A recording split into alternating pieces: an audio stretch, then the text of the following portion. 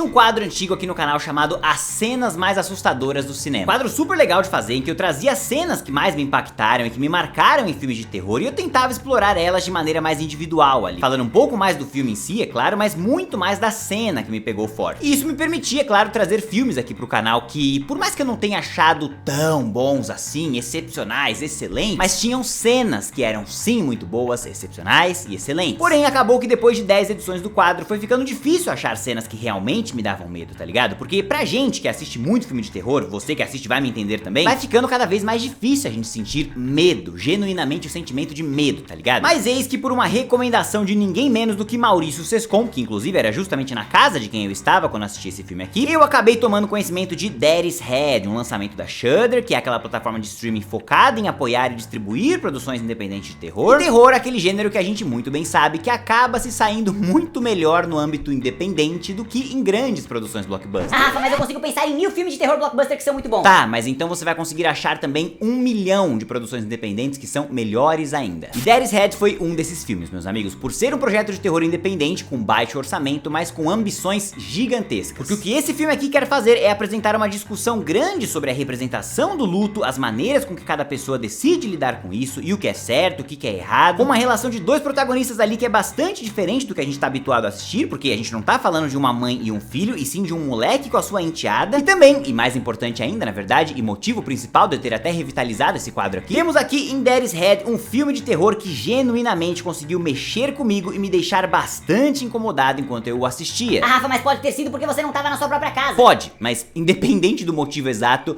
esse aqui me fez sentir medo sim. Então vamos mergulhar juntos nessa discussão sem spoiler, fiquem tranquilos, sobre o que eu considero ter sido o filme mais assustador que eu assisti em todo 2024. Pra quem não me conhece, eu sou o Rafa Camargo, esse é mais um episódio do Cenas Mais Assustadoras do Cinema, e eu convido todos vocês pra virem comigo, porque sem mais delongas, solta a vinheta e vamos nessa! Muito bem, meus queridos e minhas queridas, antes de começar, já quero te agradecer por ter clicado aqui na minha carinha mais uma vez. Sejam todos muito bem-vindos. Não se esquece, é claro, de deixar o like aqui embaixo, porque eu não vou te incomodar no meio do vídeo pra falar disso. Então já aproveita e deixa agora. Se você for novo por aqui e estiver curtindo o conteúdo, se inscreve no canal também, isso é muito importante. E, claro, não deixa de conferir também o quadro Cheer Rafa, um quadro exclusivo para membros aqui do canal. Então se você quiser ter acesso a esse conteúdo exclusivo, vire membro, é baratinho, confere os pacotes aí que você não vai se arrepender. E por fim, existe uma playlist com 10 outros episódios dos Cenas Mais Assustadoras, um pouco diferente do formato com que eu tô tentando trazer ele agora aqui, então eu vou deixar o card aqui em cima para que você possa conferir os demais vídeos e conhecer talvez 10 filmes que você não conheça aí que tem cenas muito boas, mas esse aqui não para nas cenas, então vamos logo falar dele. Daddy's Head conta a história de uma família imediatamente após a morte do pai que se envolveu num acidente de carro e que acabou partindo dessa pra melhor, ou talvez pra pior, dependendo do seu ponto de vista, deixando aquela casa milionária e literalmente no meio do nada pra sua recente esposa Laura, que é enteada do jovem Isaac. Ponto é que, logo cedo no filme, nos é explicado por meio de algumas gravações da família ali que a relação da Laura com o Isaac não é das melhores não, que eles se odeiam, também não é isso,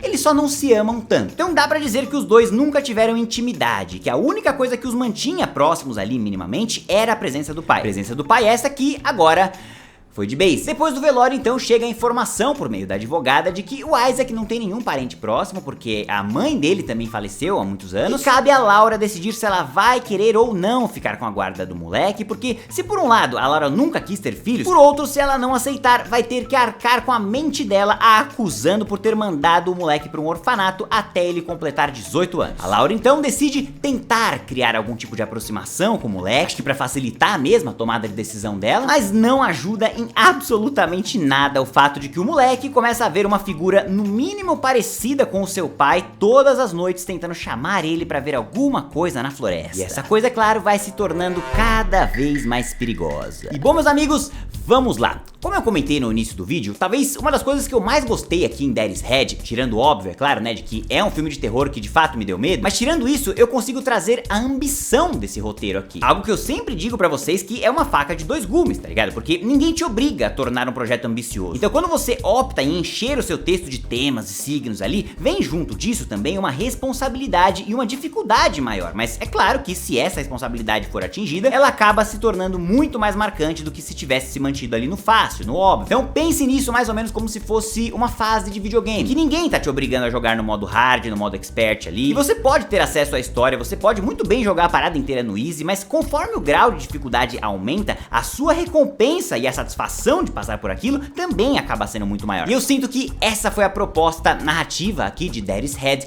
e eu acredito que eles sucederam em todas essas dificuldades que eles mesmos impuseram em si. A primeira delas é a relação entre os protagonistas ali, que poderia ter sido simplificada se a gente estivesse falando de uma mãe e o seu filho, porque aí a gente já parte do princípio que uma mãe ama seu filho, então ela vai fazer de tudo pra proteger ele, pronto. É muito mais simples, e poderia também, é claro, funcionar, mas aqui eles não decidem fazer isso. E esse conflito que Daddy's Head estabelece do moleque não topar muito a mulher, e nem da mulher topar muito a criança, ajuda demais o filme a deixar a gente numa posição conflituosa e desconfortável sobre o avanço daquela ameaça misteriosa, porque essa mulher não tem responsabilidade nenhuma perante aquela criança. Ah, Rafa, mas seria muito imoral se ela não ficasse com ele. Sim, seria, e o filme quer que você parta exatamente desse ponto. Mas convenhamos, meus amigos, depois de tentar de todas as maneiras possíveis e não ver resultado, depois de ver que você pode não ter o que é necessário pra resolver o problema que esse moleque vai ter aí, e depois de ver que ele provavelmente vai acabar te matando enquanto você tá dormindo também, vai me falar que você não ia começar a se questionar também se é uma boa ficar com essa criança praga ou não, né? Não, eu não começaria a me questionar de nada. Pois então, meus parabéns, você é um ser humano incrível,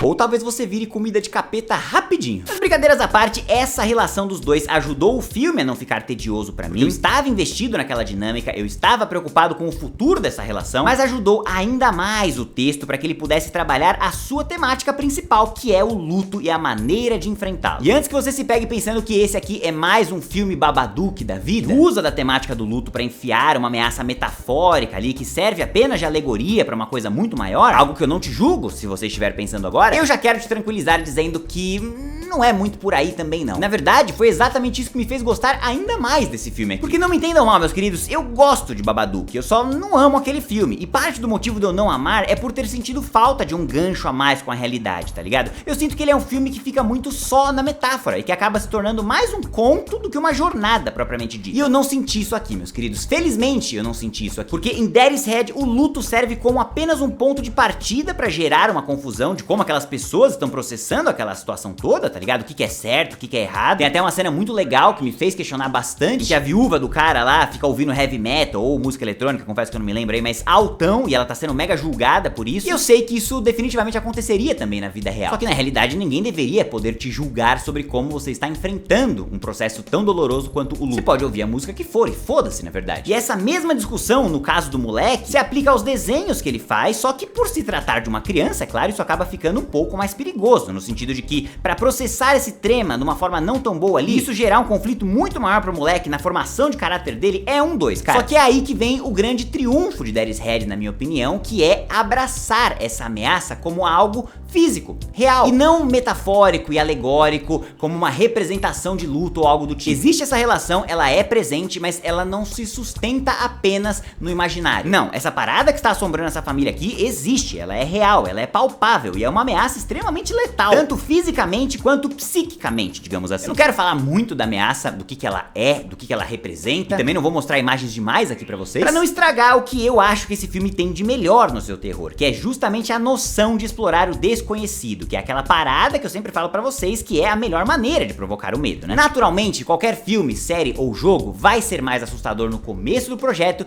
do que lá pro final. E quanto mais a gente vai avançando na história, mais a gente vai descobrindo daquela ameaça, e quanto mais a gente vai descobrindo, mais o medo vai sumindo. E essa é a linha tênue que um projeto de terror precisa caminhar, uma linha muito difícil, vale reforçar, de se caminhar com perfeição. Porque se você entregar demais, você atrapalha o terror, e se você entregar de menos, você vai deixar todo mundo confuso sem entender porra nenhuma. E eu acho que Daddy's Head é um exemplo de filme que caminha na linha com maestria, meus queridos, porque eu terminei o filme sem dúvida alguma do que aconteceu ali, sem nenhum questionamento do que era aquilo de fato e de como aquilo queria operar, digamos assim, mas ao mesmo tempo eu recebi essas respostas bem lá pra frente do projeto, algumas de maneira bem subjetiva, digamos assim também, e isso me permitiu permitiu ficar 80, 85% da duração ali em dúvida, incerto, incomodado e com tudo isso combinado, com medo do que aquelas imagens bizarras significavam. Mas é claro que pra eu me sentir assim, além do trabalho de roteiro que eu tanto tô elogiando até agora, eu também tenho que destacar o trabalho da direção, meus queridos, que trabalha muito bem explorando planos escuros em ambientes fechados, provocando a gente ali a procurar alguma coisa nos cantos, ficando atento e preocupado o tempo inteiro, e também por trabalhar muito bem alguns conceitos daquele terror analógico, sabe? A gente conversou muito no vídeo daquele filme Esquina Marim, mas que basicamente é de mostrar imagens em que é difícil dar um sentido, é difícil tirar uma interpretação imediata ali, e que essa dúvida, essa confusão em algo que é próximo da realidade, mas ao mesmo tempo é distante, é o que acaba despertando o medo nesse subgênero do terror. Também existe um trabalho muito bom da direção em antecipar alguns elementos de roteiro que vão vir logo na sequência, algo que eu não vou explorar muito aqui pra não estragar pra quem vai embarcar na jornada com o filme, mas que você vai poder perceber com os diversos planos do menino ao lado de adultos sem cabeça, ou com os closes na movimentação dos olhos dos nossos personagens, e tudo isso sem contar, é claro, os planos que envolvem a ameaça de fato do filme, que são genuinamente combustíveis pra sua fábrica de pesadelo poder operar nessa madrugada. Eu gravei um PewCast esses dias que eu tava lá no Rio Grande do Sul, em que a gente tava falando de filmes que são realmente assustadores, e a gente usou um critério pra avaliar lá de qual filme a gente daria play pra assistir sozinho em casa. E se esse critério faz ou não sentido, foda-se. O meu ponto aqui é que se eu fosse aplicar esse critério pra essa noite de sexta-feira, pra essa madrugada,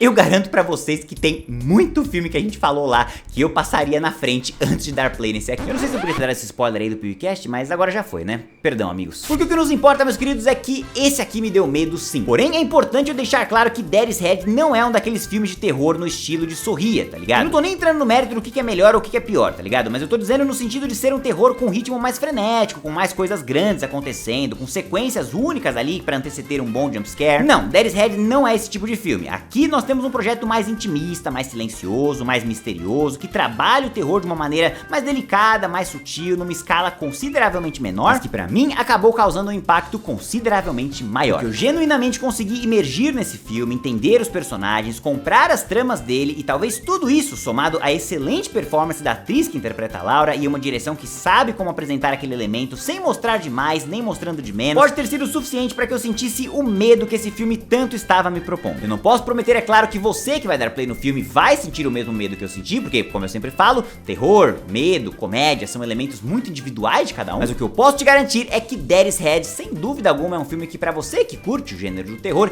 é um que você não deveria passar batido, tá? Eu tive uma experiência muito boa com o projeto e não tenho dúvida nenhuma em dizer pra vocês que Dead's Head é pra você colocar lá na frente na lista. Topo de lista com maisinho ainda ali, porque eu fiquei bem satisfeito com o que eu assisti. E agora, é claro, quero saber de vocês. Já assistiram Dead's Head? Gostaram? Não gostaram? Comenta aqui embaixo pra eu saber. Se curtiu esse vídeo, não esqueça de deixar o like aqui embaixo, se inscrever no canal e ativar o sininho pra não dar as próximas novidades. Muito obrigado pela audiência de todos e até a próxima.